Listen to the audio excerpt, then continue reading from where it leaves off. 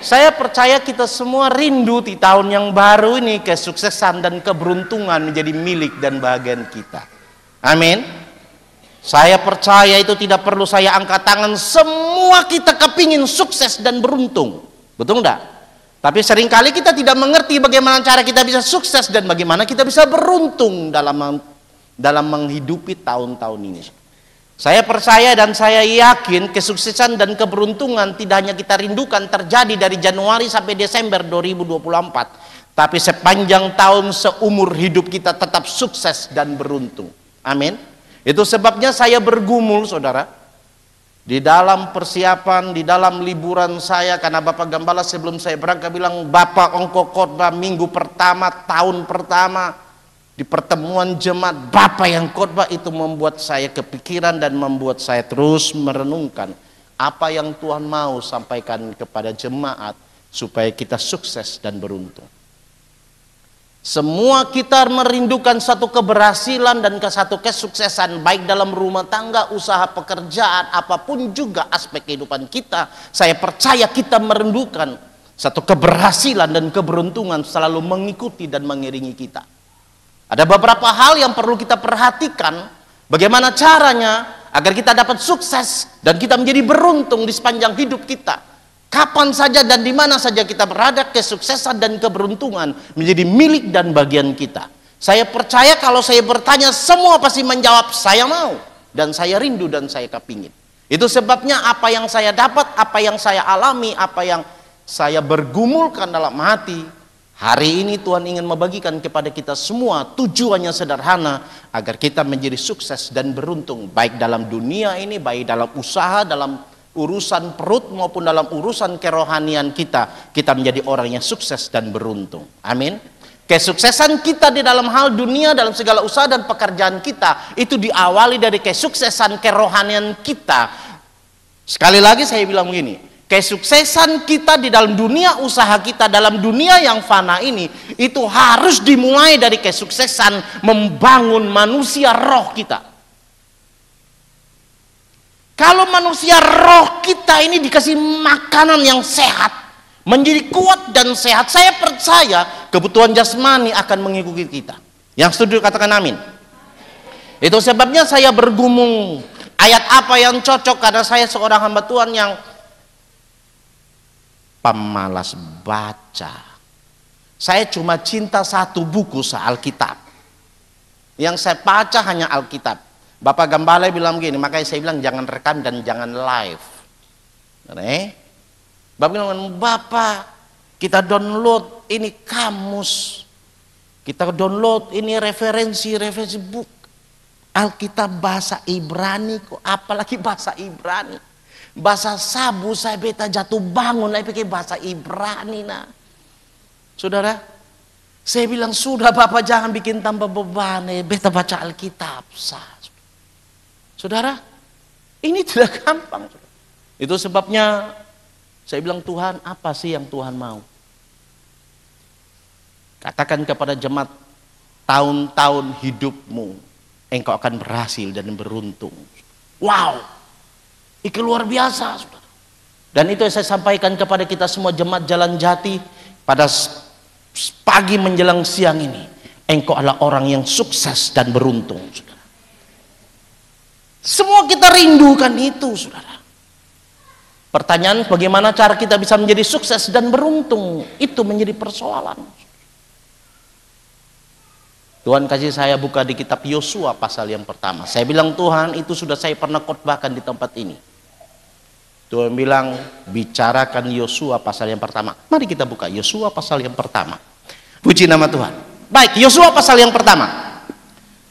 Android suci maupun kitab suci sama-sama kita buka. Baik. Kalau tidak bawa dua-dua, dinding suci ada. Haleluya. Puji Tuhan. Kalau sudah dapat, mari kita baca bersama-sama 1-9. Hitungan 1, 2, dan 3. Sesudah Musa hamba Tuhan itu mati, berfirmanlah Tuhan kepada Yosua bin Nun abdi Musa itu demikian, hambaku Musa telah mati, sebab itu bersiaplah sekarang, seberangilah sungai Yordan ini, engkau dan seluruh bangsa ini, menuju negeri yang akan kuberikan kepada mereka, kepada orang Israel itu. Setiap tempat yang akan diinjak oleh telapak kakimu, kuberikan kepada kamu, seperti yang telah kujanjikan kepada Musa, dari padang gurun dan gunung Libanon yang sebelah sana itu sampai ke sungai besar, yaitu sungai Efrat, seluruh tanah orang Het sampai ke laut besar di sebelah matahari terbenam, semuanya itu akan menjadi daerahmu. 5. Seorang pun tidak akan dapat bertahan menghadapi engkau seumur hidupmu, seperti aku menyertai Musa, demikianlah aku menyertai engkau. Aku tidak akan membiarkan engkau dan tidak akan meninggalkan engkau. Kuatkan dan teguhkanlah hatimu, sebab engkaulah yang akan memimpin bangsa ini, memiliki negeri yang kujanjikan dengan bersumpah kepada nenek moyang mereka untuk diberikan kepada mereka. Hanya kuatkan dan teguhkanlah hatimu dengan sungguh-sungguh, bertindaklah hati-hati sesuai dengan seluruh hukum yang telah diperintahkan kepadamu oleh hambaku Musa. Janganlah menyimpang ke kanan atau ke kiri, supaya engkau beruntung kemanapun engkau pergi. Janganlah engkau lupa memperkatakan kitab Taurat ini, tetapi renungkanlah itu siang dan malam, supaya engkau bertindak hati-hati sesuai dengan segala yang tertulis di dalamnya. Sebab dengan demikian perjalananmu akan berhasil dan engkau akan beruntung. Bukankah telah kuperintahkan kepadamu? Kuatkan dan teguhkanlah hatimu, janganlah kecut dan tawar hati, sebab Tuhan Allahmu menyertai engkau kemanapun engkau pergi. Saudara, Yosua, saya tidak perlu banyak bicara tentang Yosua karena beberapa waktu yang lalu saya sudah cukup banyak jelaskan tentang Yosua. Tapi yang jelas Yosua adalah bukan pemimpin utama dari bangsa itu. Yosua adalah orang yang kedua. Dia cuma asisten, dia cuma pembantu, saudara. Nah, kalau saudara perhatikan di kitab Yosua ini berkali-kali Tuhan mulai kuatkan dan teguhkan hatimu, kuatkan dan teguhkan hatimu. Setelah saya pelajari dan saya perhatikan, ternyata Yosua punya alasan dan kenapa firman itu berkata kuatkan dan teguhkan hatimu. Saudara, kalau perhatikan dalam Bilangan pasal 13, pada waktu Musa menyuruh 12 pengintai untuk mengintai tanah Kanaan, tanah yang hendak dimasuki oleh Yosua ini. Saudara, mereka pergi intai ini negeri.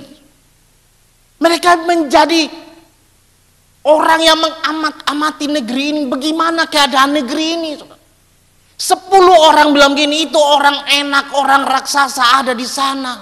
Kita lihat kita ini seperti belalang. Hanya 2 orang saja, Kaleb dan Yosua, yang bilang gini, kita akan maju, saudara. Jika Tuhan berserta kita, wah, kita pasti menumpas dan kita pasti memasuki tanah yang dijanjikan itu. Itu sebabnya pada waktu Musa mati dan Tuhan bilang gini, Yosua, engkau yang membawa bangsa ini untuk apa? Merebut tanah Kanaan. Yosua ini kan orang yang bukan tidak mengerti tentang tanah Kanaan, karena dia salah satu orang yang menjadi pengintai, jadi dia tahu persis bagaimana keadaan tanah Kanaan itu. Dia lihat dengan mata kepalanya sendiri. Di satu pihak memang betul tanah Kanaan itu berlimpah susu dan madunya, bahkan mereka membawa tanda, mereka membawa hasil daripada negeri itu menjadi contoh dan menjadi bukti bahwa negeri yang dijanjikan itu berlimpah dengan susu dan madunya. Tapi di satu pihak negeri ini juga negeri yang berkubu. Orangnya kuat-kuat, tinggi besar. Itu yang membuat Yosua gentar. Itu yang membuat Yosua sepertinya dia bilang gini, bisa nggak sih kita ini masuk ke sana? Tapi firman Tuhan bilang gini, kuatkan dan teguhkan hatimu. Ayat yang ke-9 bilang begini, saudara. Ayat ke-9 bilang gini, janganlah kecut dan tawar hati, sebab Tuhan Allahmu menyertai engkau. Saya mau beritahu, tahun 2024 banyak prediksi, banyak para ahli-ahli ekonomi berbicara tentang apa yang terjadi tahun 2004. Wow, kalau saudara ikuti sepertinya ada banyak kubu, ada banyak raksasa-raksasa yang siap menghadang kita dalam menapaki kita tahun 2024. Saudara setuju atau tidak setuju, saudara percaya atau tidak percaya, saudara mau atau tidak mau, kita tetap berjalan dan melintasi Januari sampai Desember. Apapun juga yang akan menghadapi kita, kita harus melewatinya. Firman Tuhan bilang gini, jangan engkau kecut dan tawar hati, Tuhan menyertai engkau. Bilang sama tetanggamu, Tuhan menyertai. Bilang, Tuhan menyertai. Saudara, saya mau beritahu, keberhasilan seorang Yosua membawa bangsa ini masuk tanah Kanaan, karena ada satu jaminan dari Tuhan, jangan engkau kecut dan tawar hati, Tuhan menyertai engkau. Bahasa yang sama, firman yang sama, itu sampaikan pada kita jemaat Jalan Jati pada pagi hari ini. Kuatkan dan teguhkan hatimu. Sekalipun ini tahun politik dan engkau tidak tahu siapa yang menjadi presiden dan apa kebijakan presiden setelah presiden yang pertama yang sekarang memimpin itu turun. Kita tidak tahu bagaimana kebijakan ekonominya. Tapi kalau saya amati, saudara, kita terus ada di dalam ambang-ambang kesusahan. Raksasa-raksasa ekonomi sedang menghadang kita, saudara. Satu kali waktu di Bali, saudara, kakak saya bilang begini, inflasi kita ini semakin meningkat. Tahun 2022, 2023 inflasi tinggi, 2023 inflasi juga ada. Mama Aci bilang begini, betul kakak. Dulu waktu tahun 2022 minyak itu harga tidak sampai, minyak salah satu contoh minyak itu harga kurang lebih sekitar 150-an yang botol kecil per dos. Tahun 2023 minyak dijual dengan harga 180 lebih. Berapa persen itu inflasi? Gula, saudara, 2022 kita cuma jual 600 lebih, saudara. 2023 sempat tembus 800 lebih. Berapa nilai inflasinya? Uang semakin tidak berharga, harga semakin melambung tinggi.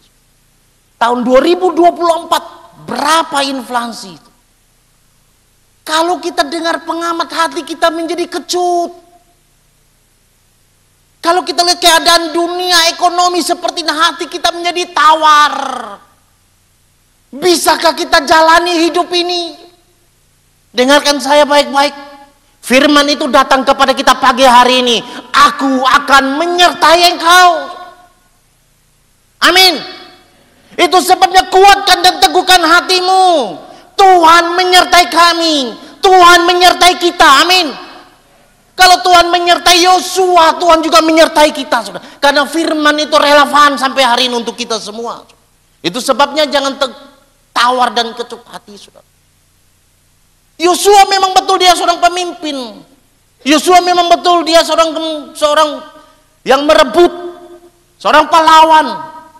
Tapi jangan lupa, kalau Tuhan tidak menyertai, keberhasilan itu akan menjadi sirna. Keberhasilan dan keberuntungan itu hanya menjadi mimpi.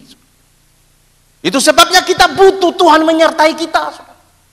Karena penyertaan Tuhan itu sungguh luar biasa, itu yang kita butuhkan. Kenapa, saudara?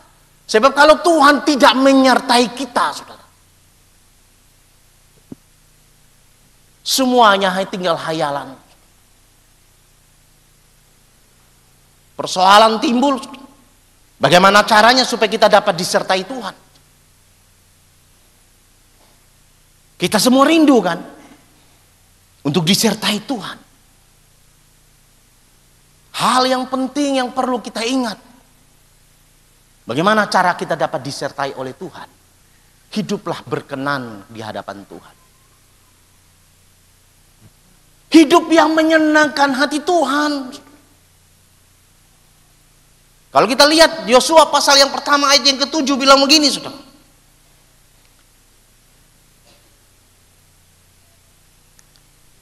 Hanya kuatkan dan teguhkanlah hatimu dengan sungguh-sungguh. Bertindaklah hati-hati sesuai dengan seluruh hukum yang telah diperintahkan kepadamu oleh hambaku Musa. Janganlah menyimpang, perhatikan baik-baik, janganlah menyimpang ke kiri atau ke kanan, supaya engkau beruntung kemanapun engkau pergi. Ayat yang ke-8 bilang gini, janganlah engkau lupa memperkatakan kitab Taurat ini, tetapi renungkanlah itu siang dan malam, supaya engkau bertindak hati-hati sesuai dengan segala yang tertulis di dalamnya. Sebab dengan demikian perjalananmu akan beruntung dan akan berhasil. Saudara, perkenanan Tuhan yang membuat hati Tuhan itu senang dengan kita itu apa? Alkitab bilang, renungkan firman Tuhan.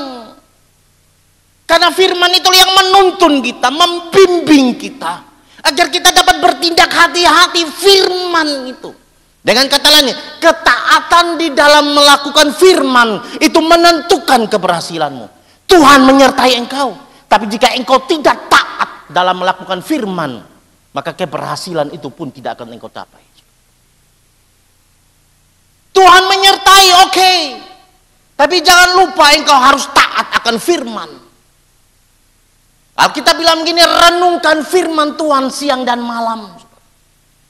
Renungkan firman, renungkan kitab ini, saudara. Supaya apa? Engkau bertindak hati-hati. Ketaatan dalam melakukan firman itu mendukung keberhasilanmu dalam penyertaanmu.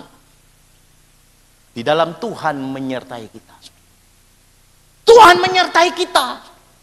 Tapi jika engkau tidak taat akan firman Tuhan, keberhasilan dan keberuntungan itu akan menjadi slogan semata.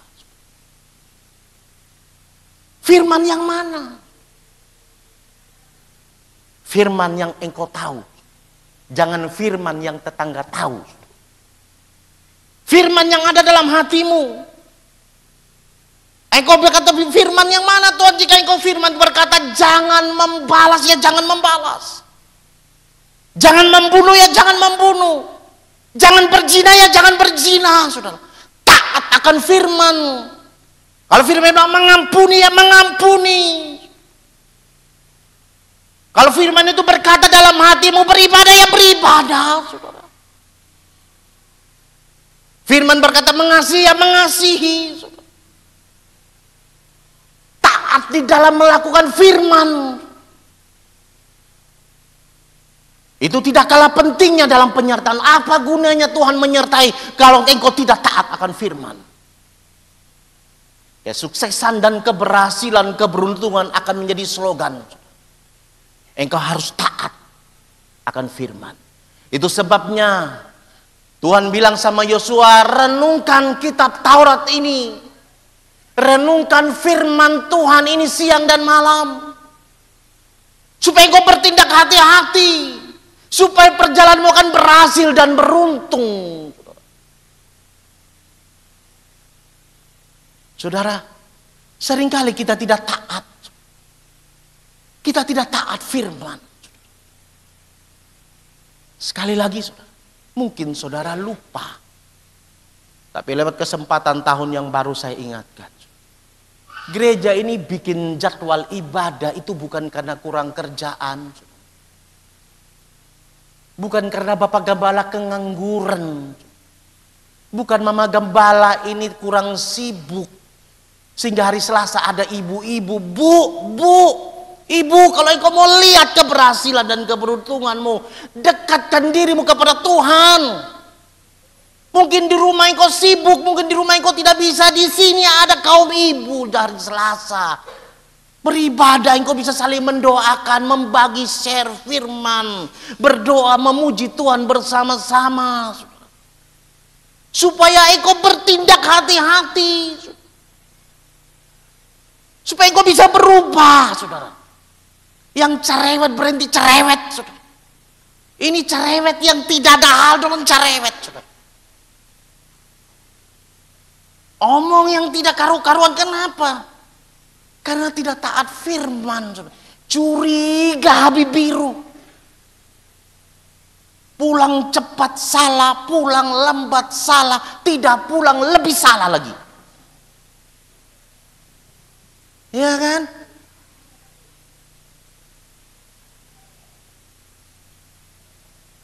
Hari Rabu ada doa malam. Ada doa malam hari Rabu di sini. Mari datang. Datang. Supaya hidup kita menjadi hidup yang berkenan di hadapan Tuhan. Supaya apa? Penyertaan Tuhan itu nyata dalam hidup kita. Tidak ada cara lain, saudara, untuk menaklukkan tahun ini dan tahun-tahun yang akan datang, saudara. Hiduplah berkenan di hadapan Tuhan. Carilah Tuhan. Taat akan firman. Bersihkan dirimu dari lumpur dosa, saudara. Karena manusia roh kita ini harus bertumbuh. Vitamin manusia roh kita itu firman, saudara. Manusia batinia kita ini itu terlalu banyak dengar yang negatif-negatif. Jiwa kita ini diisi dengan sampah, saudara. Kekhawatiran, ketakutan, curiga, semua diisi dalam jiwa kita. Nah, pada waktu kita terima Yesus, roh kita ini masih kecil, saudara. Itu sebabnya kenapa seringkali kita kalah. Seringkali kita mau berbuat baik, kita jatuh. Berbuat baik, kita jatuh. Kenapa? Rohmu kerdil. Itu sebabnya kasih makan rohmu. Lihat apa? Firman. Persekutuan yang seperti ini. Kita sedang memberi makan manusia roh kita. Sehingga kita mampu berkata tidak untuk dosa. Besarkan, dewasakan manusia roh kita. Dan vitaminnya dan makanannya tidak ada yang lain. Bukan burger, bukan babi guling. Bukan firman Tuhan. Itu yang bisa membuat manusia roh kita ini kuat.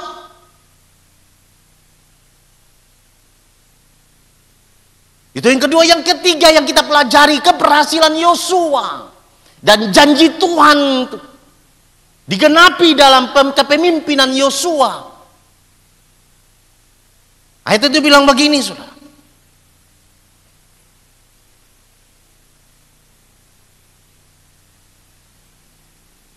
Saudara baca tentang kitab Yosua.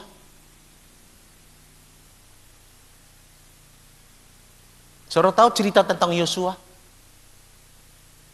Saudara, Tuhan menyertai, ada catatan firman.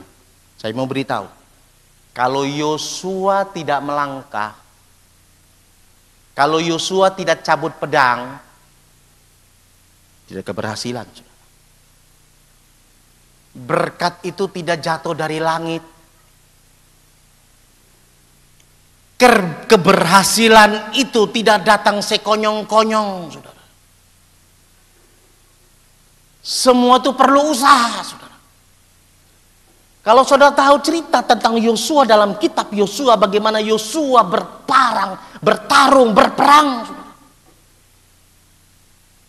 Tuhan menjanjikan penyertaan, yes, Tuhan menjanjikan penyertaan, oke. Kita taat firman, tapi kalau cuma duduk-duduk di rumah saja, ingat, uang tidak jatuh dari langit. Dengan kata kita ini harus berusaha, kita ini harus bekerja. Penyertaan Tuhan dan katanya membuat engkau berhasil lewat usaha dan pekerjaanmu. Satu kali pada waktu mereka mau merebut Yerusalem, hari pertama suruh keliling. Ini tembok Yeriko. Yeriko, tembok Yeriko. Masih ingat itu cerita tembok Yeriko? Yosua tahu ini bangsa ini tukang cerewet, tukang mengeluh. Hari ke-7 Yosua bilang semua diam. Tidak ada yang boleh beromong. Tidak ada yang boleh mengeluh. Diam semua. Ketaatan itu butuh penguasaan diri, saudara. Nanti kalau saya bilang bersorak, baru kita berteriak.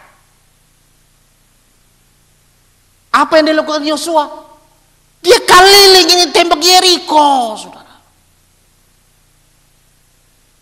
Dia pergi keliling, hari ke-7 semua diam, saudara. Tapi pada hari ke-7, kenapa? Kalau hari ke-7 ada yang mengomel, bisa-bisa 7 tahun dorong tak putar keliling. Kan pengalaman harusnya 40 hari jadi 40 tahun.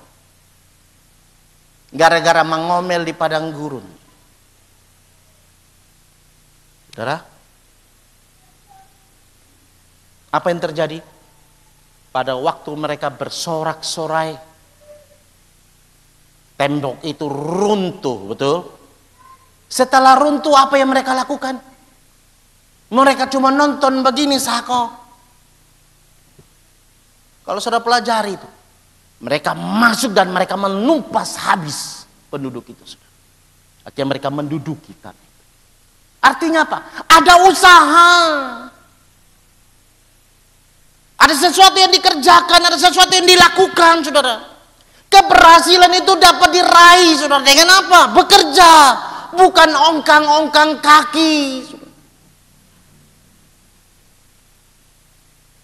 Bukan bermalas-malasan, saudara.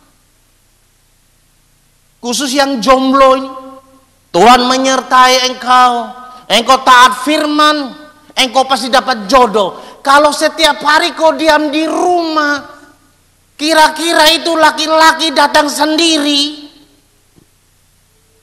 Kita ini yang nona-nona ini bangun pagi rambut berdiri, sontau sikat gigi, baru bilang Tuhan kirim nyong, lihat kita nyong lari. Yang laki-laki berdoa, saya dapat jodoh 2024, saya kawin. Tapi sonde ada usaha, lu pikir itu nona jatuh dari langit kok. Kalaupun jatuh dari langit itu nona supata kaki. Jatuh dari pohon kelapa bisa mati, apalagi jatuh dari langit. Ada sesuatu yang dikerjakan, saudara. Perbaiki penampilanmu, perluas pergaulanmu. Nanti Tuhan akan memberi dan menunjuk siapa calon hidupmu. Itu yang nona-nona ini, nanti Tuhan kirim saya pendamping hidup yang pribadinya bagus, rumah pribadi ada, tabungan pribadi ada, usaha pribadi ada. Tapi kau punya penampilan itu rambut seperti kayak pagar durina. Ya toh, bangun pagi kau tidak pakai bedak, stonde sikat gigi, suka tumbuh dengan laki-laki. Si nyong bilang, mama bapak kami ini sonde buang sampah berapa tahun kok. Bapak tua tumbang bukan karena urapan, tadi karena kita pumba bau mulut. Ada sesuatu yang kita perbaiki, ada sesuatu yang kita kerjakan. Begitu juga dengan pengusaha, saudara. Tuhan menyertai engkau, yes, engkau taat firman, oke. Tapi kalau engkau hanya tidur-tiduran sambil minum moke, pikir itu uang jatuh dari langit. Harus kerja, saudara. Di dalam menjalankan pekerjaan itulah engkau akan melihat keberhasilan dan keberuntungan menjadi milik dan bagian. Mungkin saudara berpikir begini, Bapak khotbah betul, tapi Bapak lupa khotbah di bukit tentang jangan khawatir. Papa Yesus bilang apa? Papa Yesus bilang apa? Burung di udara tidak bekerja, tidak menabur, tidak menuai, tapi dipelihara Tuhan kasih makan. Betul itu ayat omong. Coba kita cari di Google atau di mana yang tukang nonton Google, tonton YouTube. Burung apa yang ada di sangkar terus itu dia punya makanan jatuh dari sarang? Ada. Itu burung sudah terbang, dia diam sehari dia punya sarang, tiba-tiba itu ulat jatuh dari langit. Ada. Ini sudah pamalas kutip ayat lagi yang tidak. Aduh. Hei pamalas, berhenti malas. Kalau engkau tidak bekerja, engkau tidak dapat berkat.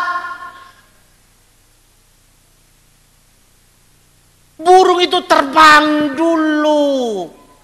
Nah, karena Tuhan menyertai, Tuhan siapkan makanan, dia tinggal ambil sama makan, tapi dia harus terbang.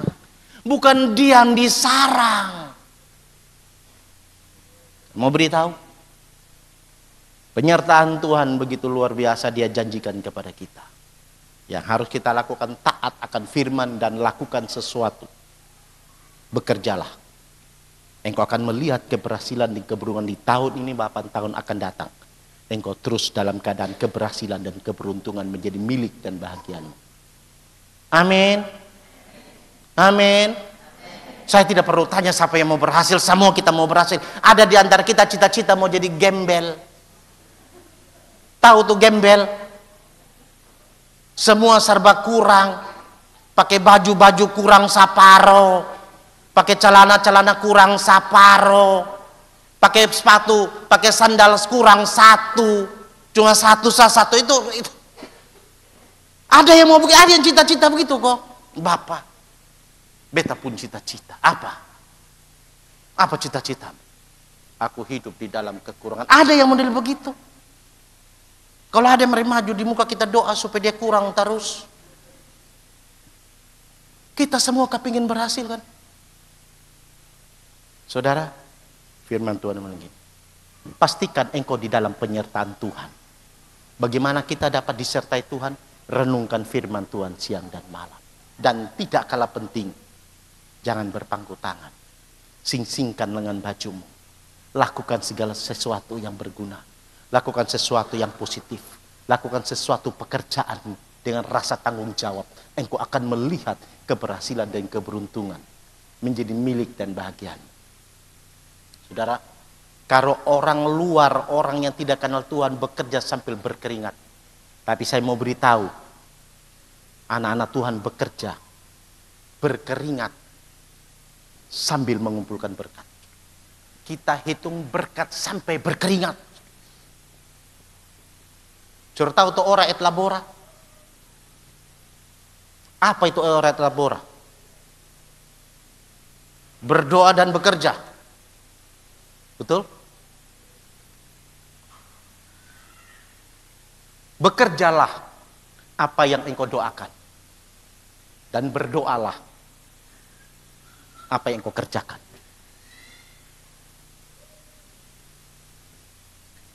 Atau mungkin lebih pas begini. Kerjakanlah apa yang engkau doakan. Dan doakan apa yang engkau kerjakan. Engkau akan melihat karya Tuhan digenapi dalam hidup. Ada satu cerita yang menarik juga, saudara. Di dalam Mazmur pasal yang pertama, untuk meneguhkan Yosua yang kita baca. Mari kita buka sebentar. Mazmur.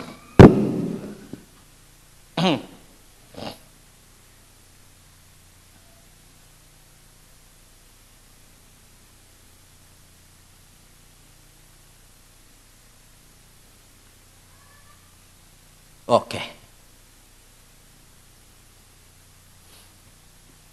Mazmur pasal yang pertama, ayat pertama dan sampai ayat ketiga. Saya baca bagi saudara. Saudara, firman ini mirip dengan Yosua yang kita baca, saudara. Mazmur pasal yang pertama bilang begini. Berbahagialah orang yang tidak berjalan menurut nasihat orang fasik, yang tidak berdiri di jalan orang berdosa, dan yang tidak duduk dalam kumpulan pencemooh. Tetapi yang kesukaannya ialah Taurat Tuhan. Dan yang merenungkan Taurat itu siang dan malam. Dan yang ketiga, ia seperti pohon yang ditanam di tepi aliran air. Perhatikan kata tepi aliran air. Yang menghasilkan buahnya pada musimnya. Dan yang tidak layu daunnya, apa saja yang diperbuatnya berhasil. Saudara, kalau saudara baca ayat ini, saudara, khususnya ayat yang ketiga bilang gini, ia seperti pohon yang ditanam di tepi aliran air. Pernahkah saudara berpikir secara sedikit kritis, kenapa pemazmur ini bilang ini, menanam pohon di tepi aliran air? Air itu bukankah lambang kehidupan, lambang kesuburan? Kenapa pemazmur tidak begini? Pohonnya ditanam di tengah-tengah aliran air, atau di pusat aliran, atau di mata air langsung ditanam. Tapi di situ dengan ditanam di tepi aliran air. Kenapa? Kan harusnya tanam langsung di dalam tengah-tengah sungai, tengah aliran air yang air sedang mengalir. Kan situ lebih bagus. Tapi pemilah air, pohon ini tanam di tepi aliran air. Saudara, kalau kita pelajari, saudara, pohon itu akan bertumbuh dan besar. Itu lewat apa? Akarnya. Saudara, ditanam di tepi aliran air itu ada akar yang berusaha untuk mencapai aliran air. Saya mau beritahu begini. Dimanapun engkau berada, jika engkau tidak berusaha, sekalipun engkau disertai Tuhan dan engkau taat akan firman, tapi kalau tidak ada usaha daripadamu, keberhasilan itu menjadi keberhasilan yang tertunda. Karena kita bukan anak gampangan. Tuhan tidak mau kita menjadi anak-anak murahan. Tapi Tuhan mau mendidik kita supaya kita kuat dan kita berakar. Kalau pohon itu tanam langsung bisa mati cepat. Kenapa? Busuk akarnya. Tapi pohon ditanam cepelik supaya akar itu merambat, akar itu menjadi kuat, akar itu menjadi kokoh, saudara. Dan Alkitab bilang jika engkau renungkan Taurat, ada ketaatan dalam firman. Alkitab menjanjikan engkau akan menghasilkan buah.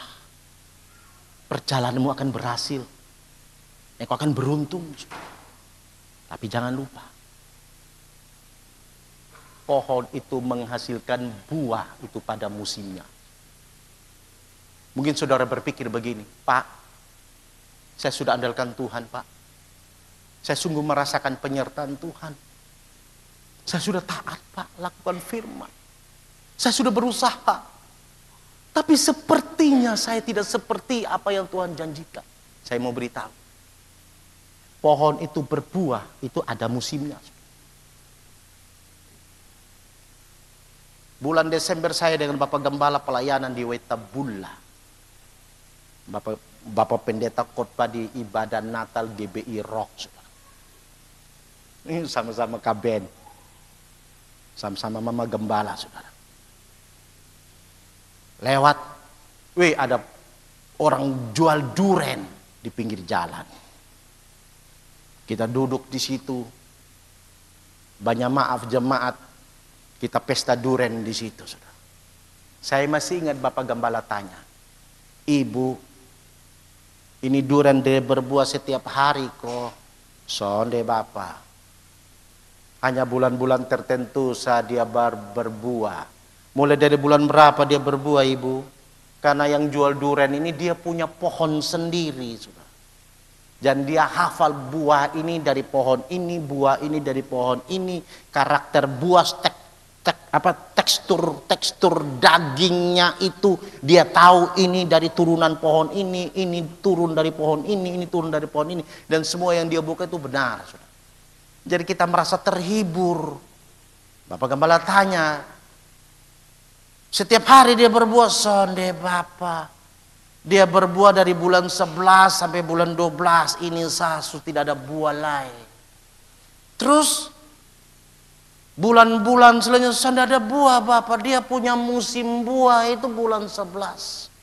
Sesuatu yang saya tangkap. Mungkin saudara berpikir begini. Saya sudah beribadah. Saya sudah akan banyak lakukan apa yang Tuhan mau. Bahkan sudah membawa perpuluhan. Sudah berpuasa. Tapi kenapa seperti ini? Kuatkan dan teguhkan hati. Tuhan punya waktu yang tepat untuk memberkati kita. Yang jelas, segala penyertaan dan perbuatanmu, usahamu tidak akan sia-sia. Engkau akan melihat panen itu terjadi dan nama Tuhan dipermuliakan. Amin. Kalau pohon maja punya musimnya, saya percaya Berkat Tuhan itu kepada kita semua. Rindu kan setiap bulan kita punya musim kan? Ada ndak pohon yang setiap tidak pakai musim dia berbuah? Ada. Ada. Itu tetangga saya itu. Dia punya pohon sawo tuh. Dia bilang, Bapak Ongko ini ada sawo. Tidak lama dia baru panen 1 bulan lalu, sekarang dia sudah berbunga lain. Buah sudah besar. Saya tanya, Bapak, ini pohon dia sepertinya tidak ada musim, Bapak. Kenapa bisa tidak ada musim? Saya tidak tahu kenapa bisa tidak ada musim, tapi yang jelas dia berbuah terus sepanjang tahun. Habis buah dia buah lagi, habis buah lagi, saudara. Saya tanya, dibilangin, iya Bapak. Soalnya kita selalu memberi dia pupuk. Pupuk apa? Makanan kita yang sisa kita tidak buang, Bapak, kita gali, kita tanam di bawah itu.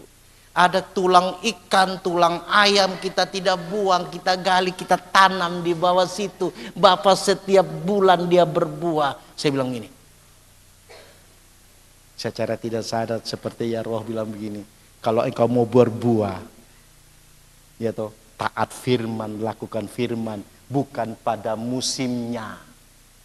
Bukan tunggu kapan kita senang, lakukan firman. Setiap saat baik atau tidak baik waktumu, engkau akan terus melakukan firman dan engkau lihat, engkau akan berbuah dan apa yang engkau usahakan pasti berhasil dan engkau akan melihat hasil itu. Bukan tunggu pada musimnya, saudara. Tapi setiap musim engkau akan menikmati berkat Tuhan. Amin. Itu sebabnya inilah berkat Tuhan pada pagi hari ini bagi kita semua jemaat Jalan Jati. Hiduplah takut akan Tuhan. Pastikan engkau disertai Tuhan. Hidup yang berkenan di hadapan Tuhan dengan renungkan firman Tuhan siang dan malam. Dan jangan lupa terus berusaha, engkau akan melihat karya Tuhan, keberhasilan dan keberuntungan akan menyertai saudara mulai hari ini sampai Maranatha Tuhan Yesus datang kembali. Amin. Tuhan Yesus memberkati.